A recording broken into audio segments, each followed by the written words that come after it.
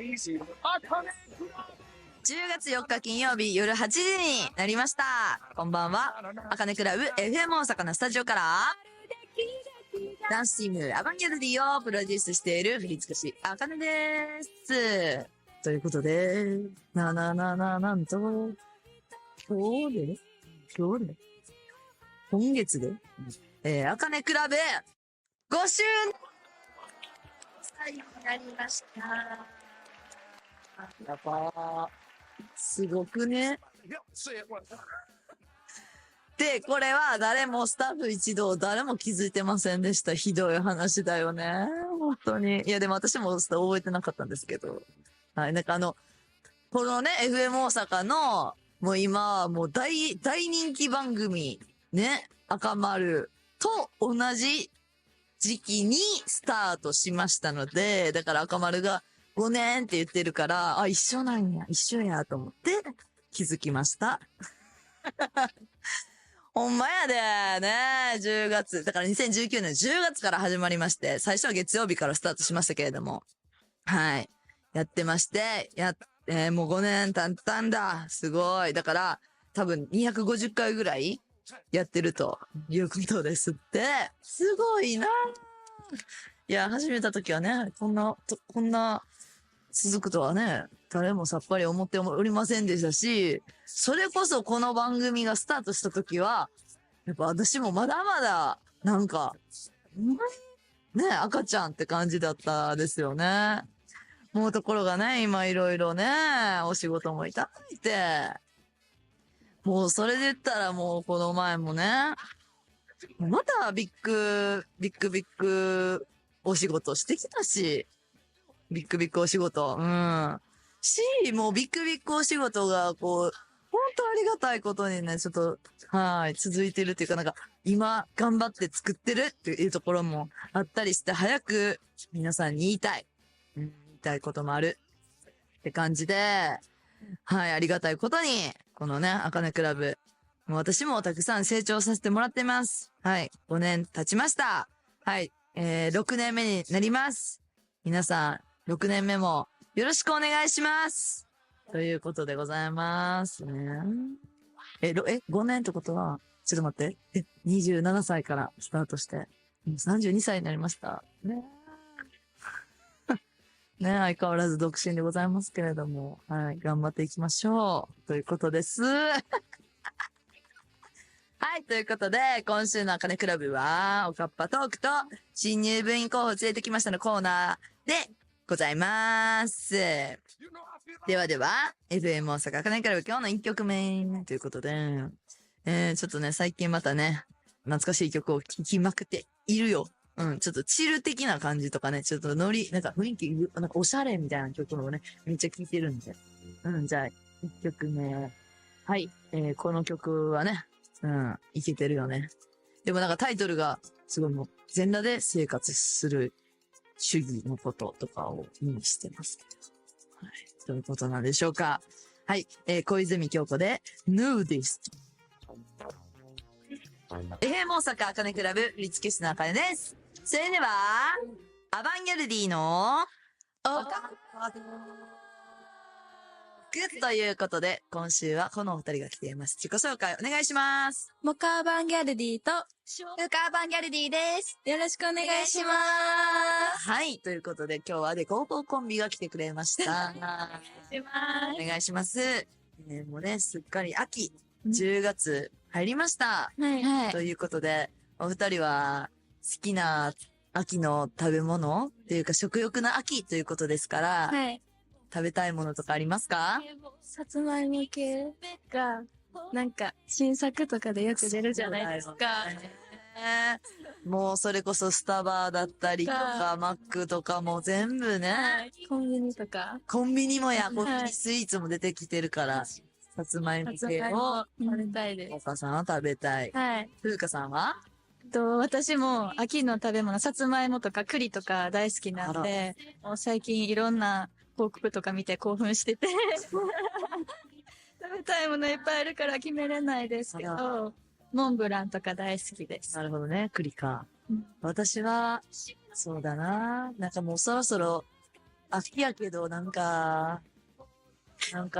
とか食べたい。めっちゃいい。ちょっと秋やけど。早く積み込む。あと普通シンプルにね、タケノコとかがさ、美味しくなってきますからね。タケノコ炊いたやつとか食べたいよね。炊き込みご飯とかにタケノコ入っていいよね。めっちゃ好きですし。はーい。ということでね、秋でございます。すっかり秋でございますが、はい。先月はね、アバンギャルディはもう、最大ね、5カ所の海外に行きました。はい。すごい行きましたよ。来ました。もう、ずっと飛行機に乗ってました乗ってね。たよね。行ったり来たりなんかしちゃってさ。本当に、私もね、結構別に、東京でのお仕事もいっぱいあったので、ほとんど大阪にいなかったんだけれども、そう。だから、お久しぶりって感じだよね。そうですね。ありがたいことにね。うん。はじゃあ、ここでメッセージをご紹介させていただきます。はい。ラジオネーム、広島市のかもめ大好きさん。あかねさん、メンバーの皆さん、こんばんは。こんばんは。台湾、香港、フィリピン、マレーシア、韓国など、それぞれの滞在先で楽しかったことや嬉しかったこと、困ったことなどありましたら教えてください。アジアツアーの大成功を祈ってますということでございます。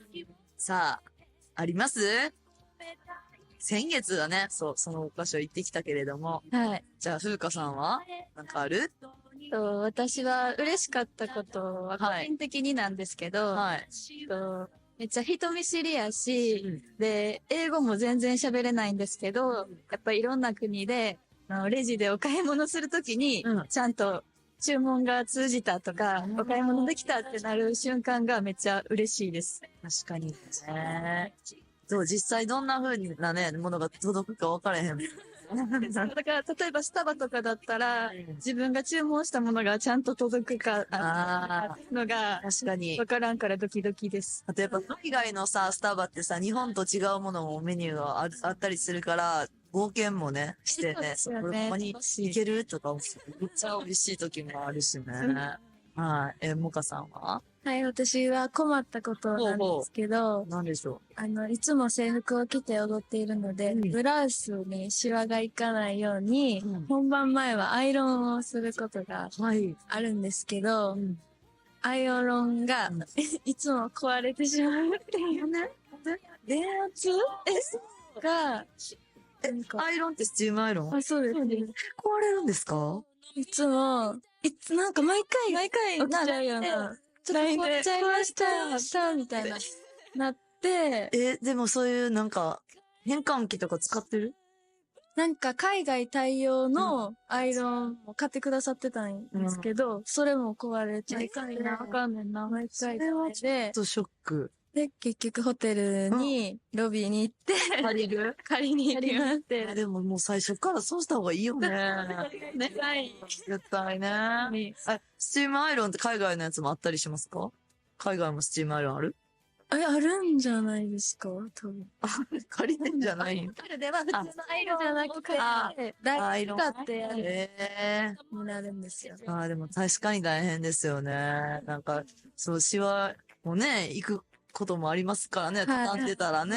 運びがうんうん結局シワになっちゃうので、確かに。それは困ったことだ。どうしたらいいでしょうかね。誰か詳しい人教えてくださいって感じ。ださい。はい。うん。私は、そう、なんかまあ、この前は、韓国に行って、めっちゃ好きな、雑貨屋さんがあるんですよ。ウィグルウィグルっていう、そう、ウィグルウィグルっていうお花と、なんかニコちゃんのなんか、可愛いブランドがあって、最近日本にも進出してきたりして、日本でも買うことができるんだけど、今までは韓国でしか買われへんかったんですけれども、そう、そこに行ったら、もう、やっぱり、雑貨屋さんっていうかもう、なんて言ったらもうテーマパーク、私。うん。本当にこんなお家にしたいっていう、もう夢の空間が広がり、そう、そこにめちゃくちゃ可愛い雑貨がいっぱい置いてるんですけど、はい、もうそこに行ってしまって、とんでもなく、爆買いですかはい、爆買いをしてしまいました。それが困ったことです。そこもありますね。やっぱり、そう、ちょっとだけ韓国では、ゆとりがある、ちょっとタイムスケジュールだったので、そういう観光もできたりしたんですけれども、やっぱり海外に行ってしまうと、そう、毎回何かしら買ってしまいます。はい。でもちょっと最近本当にもう爆買いしまくってるんですよ。この前もモカさんと一緒に、アウトレットに行ったんですよ。はい。で、思い立ってね、アウトレット一緒行こうって言って、急に行ったんですけど、もう、それは、でも、こんなにお金一瞬でなくなるの。そんなに買ったんや。ちょっと。やっぱり季節の変わり目に爆買いってしたくなるんですよ。どうしても。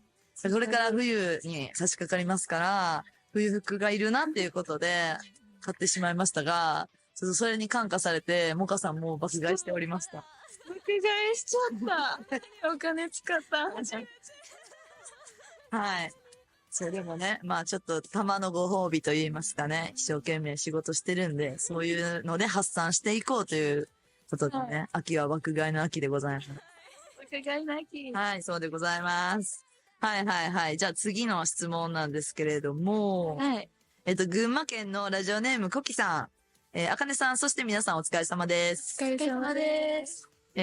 最近、海外での活動が増えていて、とても嬉しい気持ちで見ています。はい、そこで皆さんに質問です。はい。海外遠征時も、基本的に制服を着ている皆さんですか？制服の替えってありますか？もしあるならば何着ぐらい持っていくんですか？私服もかなり持っていくでしょうし、制服も何万持っていくのかなと疑問に思っています。というはい。ことでございますが、さすがに替えはありますよ。うん、ちょっと一着でね、やっていると、そのね、やっぱ洗い物だったりもね、あるしね、苦しくなるので何着か持っているんですが、まあその中でも海外では2着とかですか？持っていく。ジャンパースカートは2 2着。2着。で、ブラウスはもう少し多く。まあね、ちょっと汗をかけますね、非常にね。そう、ちなみにおかっぱなんかは何着かあるんですか？おかっぱも何着か。はい、あります。まあね、ちょっと何分ね、みんな汗かいて、めちゃくちゃ泥だらけになりますからね。そうです。そう、私服も持っていくんですか？持っていきます。どういう私服を着られることが多いんですか？でも、私服、あんまり着るタイミングがないので、ね。あんまり着ない。そう、でもなんか、いつも、なんかみんなが、なんか、一丁羅っていうか、新しい服着てるのっていつもなんか飛行機乗るとき、なぜか決め込むみたいな。飛行機乗るときそんな、可愛い服着ていかなくても、ジャージでも全然いいぐらいの、はい。リラックスした服着ればいいのに、なぜかなんかちょっとね、キメキメの服着ていく人でもその時ぐらいしか着るしないんですよ。なるほどね。まあいいことですけどね。いつでも、おしゃれすることは、とってもいいことなのでね。はい。ということでございました。広島県のラジオネームモナさんからいただきました。あかねさん、アバのみんなこんばんは。こんばんは。お出かけ中とかにアバンギルディで踊ったことがある曲が流れたら、自然に体が反応して踊ってることありますかって。あるあるグリーンバンバンあはよく流れてるから、結構踊っちゃいます。でもあれさ、みんな踊るんじゃない？確かに。確かに。サね部分は。でもなんか一番さ、かかってるなって思うのはアイドルとかってさアイドル、こうずっとどこでもかかってるやんか。踊っちゃいますか？踊っちゃう。踊っちゃう。体が動いてしまうってこと？勝手に、なんか、動いちゃって、あ、やば、みたいな。あら。アイドルは踊らんかも。でもそう、確かにこれ気になると思うわ。そんなん言ったらさ、他のアーティストの人とかも、その、確かにね、自分の歌が、どうなるんやろな。何をするんかな。やばいよな、そんな人。けど、例えばやけど、まあ全然関係なくて、なんかまあこのダンサーの人あるあるっていうかまあなんか、聞いてみたんやけど、なんか電車とかでまあ自分で音楽とか聴いたりしてるときに、体動いたりしますか？あるかも。そういう風にでも頭こういう。頭を振るぐらい。はい、わかる。やったらあります。私めっちゃ踊っちゃう。ほんま最悪。めっちゃ踊ってる。手っていうかもう全身。手はもう逆に手というよりなんかこう全部で動いて、足とかも、その立ってる時は、なんかとか言って。そう、動いちゃうんやけど、それを、近藤夏子さんが、そういう、嫌いって言ってたから。じゃあ嫌われてる。ダンサーの子ら、なんかすぐ電車で動きがいいなって言われて、ゲゲゲと思いましたけど、そう、無意識でやっちゃうよね。ということなんですよ。っていうことで、じゃあ、ここで一曲。じゃあ、その体を動かしたくなるような曲で。じゃあ、モカさん。でも待って。なんやねん。待って、どうしよう。YMCA とか。はい。ヤングマン。ちゃんとタイトル言ってください。YMCA。違う。アーティスト名とタイトルを言って。西城秀樹さんで YMCA です。どうぞ。FM 大阪あかねクラブ振付師のあかねです。今週のおかっぱトークはモカーバンゲルディとフーカーバンゲルディが来ています。お願いします。はい。ということで、引き続きメッセージをご紹介します。高槻市の高槻のプレイヤーさんです。あかねさん、こんにちは。いつもラジオを楽しみに聞いています。私はアバンギャルディのメンバーの顔と名前を覚えるのに、リーダーのなさん、MC そのさんとか頭になる〇〇と特徴を紐付けして名前を覚えてるんですって。で、一人困っている方がいると。風花さんなんですけど。私は鼻の掘り深い、鼻の掘り深い風花さん。鼻の掘りって何？鼻の掘りめちゃいます鼻って掘り深いじゃないじゃん。これ、鼻の掘り深いっていうのは、鼻が高いってことなのかな多分。そう。鼻が高いのが、風花さんというふうに覚えていったと。だけど最近映像を見てると、モカさんもなかなか鼻の掘りが深いと思いました。あらあら。でも、ちなみに、最高身長のモカと覚えてます。ありがとうございます。映像を見て判断して実際はわからないので、あかねさんのアバンギャルディの中で一番鼻の掘りの深い方は誰でしょうか？教えてください。鼻の掘りの深いというか、鼻高い人ですか？鼻高い。横向いてください。じゃあ、うわ、すごい。でもやっぱ、確かに、モカさんめっちゃ鼻高いね。嘘。モカさんは、高いというより、ちょっと、横向いて、なんて言ったらいいんやろ。まっすぐ、こう。若干わし鼻。わし鼻ですね。そうです。はい。下にこう。わし鼻。で、風花さんも横向いていただいたら、もうすごいこの、ほんまにすごいです。ちょっとこれは、じゃあ本日の、あかねクラブの、ツイッター X の方に、写真載せさせていただきます。ですか？はい。鼻をちょっとどういうものだったのかっていうのを見てください。はい。鼻の掘り深い風花さんで、OK と。OK、ありがとうございます。はい。覚えてください。お願いします。じゃあ次、彦根市のラジオネームアメリさん。あかねさんこんばんは。はい。私はアバのダンスをちょっとでも踊りたいんですけど、全然踊れません。みんなはどうやってあかねさんの難しい振り付けを覚えてるんですか？教えてくださいということで、ありがとうございます、アメリさん。じゃあ、ありがとうございます。どういうふうに覚えてますか？でも私たちも一発では踊れない。はい。そうだ。一つ一つの形だったりとかが難しくて、確かに。なかなか習得するのが難しい。そうですよね。なんか私は、振り付けするときに舐めんなよという気持ちで振り付けしてるので、一発で覚えられては困るというか、もちろんね、簡単なみんなが踊れるダンスとか、ね、アンパンマンの振り付けするのに、そんな、おい、舐めんじゃねえよとか、アンパンマンにそんなことは思わないよ、全然。アンパンマンとかに、指導するときは、簡単なダンス、はい、ちっちゃい子でも踊れるダンスを、やるんだけれども、ね、アバのメンバーには、それはもう一発でそんな覚えられるというか、踊られてもね、困るというか、ちゃんと日々進化したものということですけれども。はい。まあでもなんか簡単な振り付けだったらすぐ覚えれるんですか？割と。まあ、カモメのサビとかね、あれは、そうやったら。でも、待って、でも、すごいあれですか？普段とかは振り付け、すぐ覚えないといけない。うんその時はだからこのアメリさんは、はい。ダンスを覚えるのに、どういうふうに覚えてるって。あ、でも普段からリール撮影するときとかにうん、振りをすぐ覚えないといけないから、うんそれをいつもしてるから、それで鍛えられてるのかな。ああ、なるほど。うん。思います。覚える時のコツは？ないやろうな。結構流れ、うん例えば横で動かしてるのに、いきなり縦でやるとかあんまりないから、うんこう流れに任せるっていう。うん。そんな覚え方？うん。ちょっとよくわからないで。難しいな。ちょっとよくわからないんだけれど。なんやろねえ。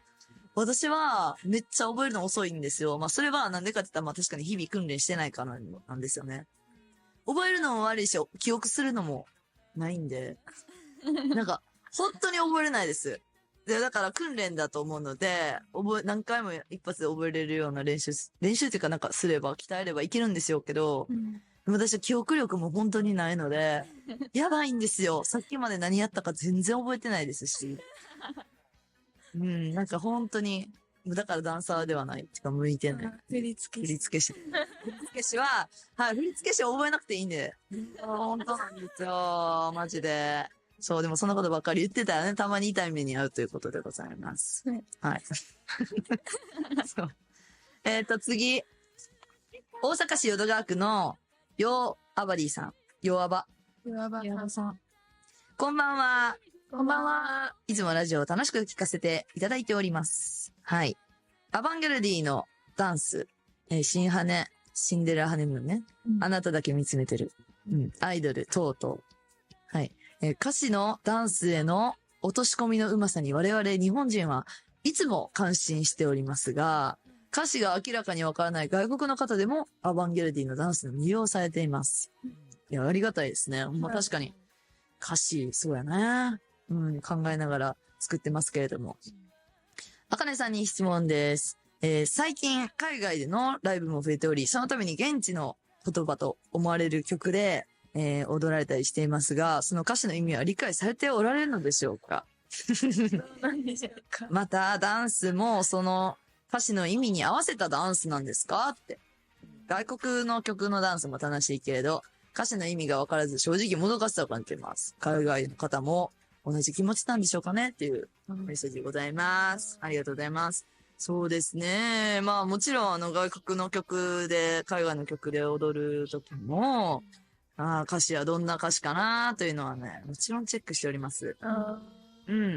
だけれども、なんかまあ日本の曲もそうなんやけど、そんなにね、なんかめっちゃね、なんか意味みたいなのってね、なんかつけすぎたらね、ちょっとそれはそれでね、なんか、なんていうかね、センスというかね、まあ色気がないなって私は思っちゃうタイプなので、で、極力、なんかその、まあ大人数で、なんかこう踊るってなった時とかは、そういう形を作ってみたりとかはすることもある。例えば目の形を作ったりとか、まあなんかちょっとスピード感を逆にその歌詞に合わせてね、ここはそういう意味を表現してるっていう時はあるんだけれども、なんか、めっちゃなんか、じゃあ、愛っていう、でも愛っていう形でもハート作るときに、ハート、愛やからハートかなとか思うんやけど、なんか手でハンドサインでハートとかはちょっとなんかちゃうなって思うから、一人ではできへん。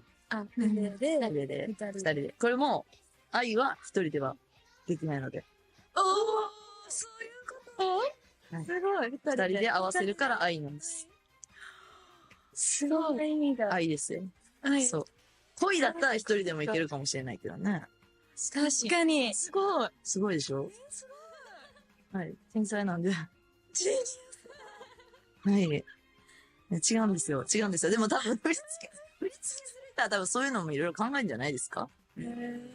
そう、だから、まあ、外国の曲とか、まあ、そう、英語の歌詞のものでも、なんでも、まあ一応、なんていうか、まあなんとなく歌詞を見て、とか言ってやるけど、なんかそこまでなんか、めっちゃ、なんか忠実にやろうとかはあんまないかもね。